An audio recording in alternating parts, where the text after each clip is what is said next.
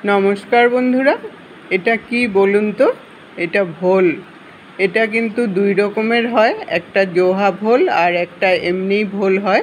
জোহা ভোলটার মধ্যে বেশ সুন্দর গোবিন্দভোগ চালের একটা গন্ধ করে, আর এই ভোলগুলো কিন্তু বেশ লম্বাও হয়। আর যেহেতু এটা একদমই কচি ভোলটা, তার জন্যই ভোলটার সাইজটাও ছোট। আর গোবিন্দভোগ চালের যে গন্ধটা করে, এটা রান্না করলে কিন্তু অনেক দূর পর্যন্ত রান্নার বেশ সুন্দর একটা পায়েসের গন্ধ আসে। আজ আমি এই ভোল দিয়ে দারুণ স্বাদের একটা নিরামিষ রান্না করে দেখাবো। ভিডিওটা আপনারা স্কিপ না করে দেখতে থাকুন, আশা করি আপনাদের খুবই পছন্দ হবে। আসুন তাহলে দেখে নিই আমি রেসিপিটা কিভাবে বানিয়েছি। ভোলগুলোকে প্রথমে উপরের খোসাটাকে ছাড়িয়ে নেব। ভোলের খোসা ছাড়াতে কিন্তু একটুকু অসুবিধা হয় না, চাকু দিয়ে এইভাবে করে চেষে দিলেই খোসাটা কিন্তু সুন্দর করে বেরিয়ে আসে। দুটো ভোলেরই এইভাবে করে খোসাটাকে ছাড়িয়ে নিয়ে তারপর পিছনটা ফেলে আর বোটাটাকে ফেলে নেব। পিছনের দিকটা আর বোটার দিকটা একটু শক্ত থাকে, এটাকে একটু ফেলে দিতে হয়। দুটো ভোলেরই এভাবে বোটার দিকটা ফেলে নিয়ে তারপর ধুয়ে নিলাম। ধুয়ে এখন এটাকে ছোট ছোট করে টুকরো করে নেব।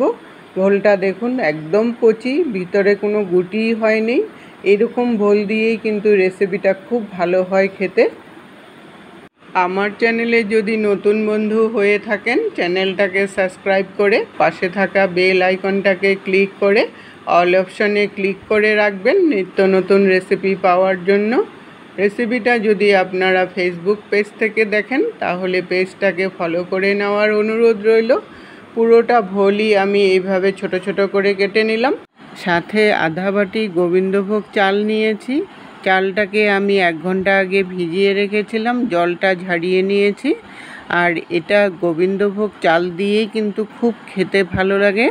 যেহেতু এটা জোহা ভোল, গোবিন্দভোগ চালেরও একটা সুন্দর গন্ধ করবে, আর সঙ্গে গোবিন্দভোগ চাল দিয়েই রান্না হবে। রেসিপিটা কেমন হবে খেতে বুঝতেই তো পারছেন। কড়াই বসিয়ে 2 চামচ রিফাইন্ড অয়েল দিয়ে দিলাম। রিফাইন্ড অয়েল দিয়ে প্রথমে আমি ভেজে নেব ভোলগুলোকে। তেলটা গরম হয়ে যাওয়ার পর তারপর ভোলগুলোকে দিয়ে দিলাম। ভোলগুলো দিয়ে তেলের সাথে মিশিয়ে নিয়ে সামান্য পরিমাণে নুন আর সামান্য পরিমাণে হলদি পাউডার দিয়ে একটু নেড়ে চেড়ে তারপর 5 মিনিটের জন্য ঢাকা দিয়ে দিব। তাহলে ভোলটা মজে গেলে নুনের আন্দাজটাও ভালো করে বোঝা যাবে। ভোল এমনিতেও একটু নরম জিনিস, তাই ঢাকা দেওয়াতে জলও অনেকটাই বেরিয়ে গেছে। এখন আর আমি ঢাকা দেব না, এখন হাই হিটে দিয়ে একটু ছড়িয়ে ছড়িয়ে জলটাকে একটু শুকিয়ে নেব। এই জলটা যত শুকাবেন রেসিপিটা খেতে কিন্তু ততটাই ভালো হবে। প্রায় 5 থেকে 7 মিনিটের মতো জলটাকে শুকিয়ে নিলাম। ঝোলটা কিন্তু একদমই শুকিয়ে গেছে। এখন একটু সময় ভাজা ভাজা করে নিয়ে ভোলটাকে নামিয়ে আবার কড়াই বসালাম। কড়াই বসিয়ে আরও 1 চামচ রিফাইন্ড অয়েল দিয়ে দিলাম। তেলটা ভালো করে গরম করে নিয়ে এখন চালগুলোকে ভেজে নেব। চালগুলো একটু মিডিয়াম আঁচে রেখে হালকা ব্রাউন কালার যতক্ষণ না হয়ে যায় ততক্ষণ পর্যন্ত একটু ভাজা করে নামিয়ে নিলাম। চালটাকে নামিয়ে আবার কড়াই বসালাম। এখন আমি সরষের তেল দিয়ে রান্না করব। 3 চামচ সরষের তেল দিয়ে দিলাম। হাফ টিস্পুন জিরা ফোড়নে দিয়ে দিলাম। 2টো তেজপাতা দিয়ে দিলাম। সব মশলাটা যখন ভাজা হয়ে গেল, একটা মিডিয়াম সাইজের আলু ডুমু করে কেটে নিয়েছি। আলুটাকে একটু ভেজে নেব। আলুটা একটু ভেজে নিলে হালকা লাল করে, তাহলে রেসিপিটা খেতে কিন্তু খুব ভালো লাগবে। আলুটা যখন ভাজা হয়ে গেল তখন এটার মধ্যে হাফ টিস্পুন হলদি পাউডার দিয়ে দিলাম, আর হাফ টিস্পুন জিরার গুঁড়ো দিয়ে দিলাম, আর হাফ টিস্পুনের কম একটু ধনে পাউডার দিয়ে দিলাম। এখন সামান্য পরিমাণে একটু জল দিয়ে মশলাটাকে কষিয়ে নেব।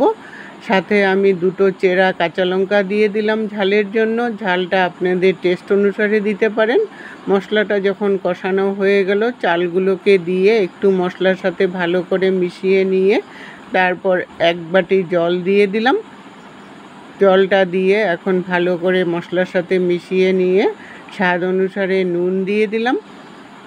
নুনটা দিয়ে এখন ঢাকা দিয়ে আমি 10 মিনিটের মতো এটাকে বয়েল করব। চালটা একটু সিদ্ধ হতে হবে। 10 মিনিট পরে চালটা যখন সিদ্ধ হয়ে আসলো, মোটামুটি সিদ্ধ হবে, একদম গলে যাবে না, একটু শক্ত শক্ত ভাব থাকতেই আমি ভোলগুলোকে দিয়ে দিলাম।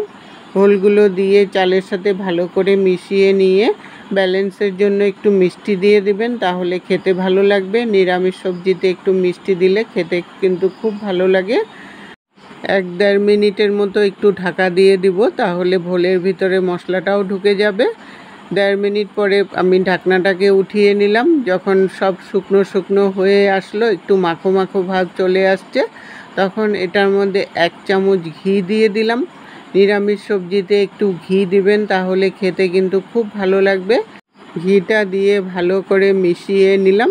মিশিয়ে নিয়ে আমি গ্যাসটা অফ করে আরও 5 মিনিটের জন্য ঢাকা দিয়ে তারপর নামিয়ে নিলেই আমার ভোলের ঘন্ট একদম রেডি হয়ে গেল। রেসিপিটা আপনাদের কেমন লাগলো বন্ধুরা, কমেন্ট করে জানাবেন। বাজারে কখনো যদি এই জোহা ভোল পান, তাহলে এইভাবে করে রেসিপিটা একবার হলেও বানিয়ে ট্রাই করে দেখবেন, দারুণ লাগে খেতে। আমার এই ভিডিওটা এতক্ষণ দেখার জন্য আপনাদের কাছে অসংখ্য ধন্যবাদ বন্ধুরা। আবার দেখা হবে নতুন রেসিপির সাথে। সুস্থ থাকুন, ভালো থাকুন।